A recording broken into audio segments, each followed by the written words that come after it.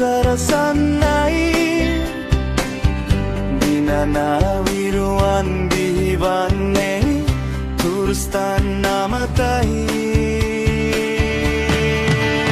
අභිමානයයි සිත්තුල රදුනේ මෞතුමියනි ඔබේ නමින් දුවනාරු දේරයනා කතිගසොනේ කිසිදා ඔබේ ලයෙන් හත්තහාය වාසරක් සෙවනේ අපි වදුනා ඔබේ පනින් අන්දුරෙන් ආලෝකය හබා ගියා සිතගෙන ඔබේ දෙපයෙන්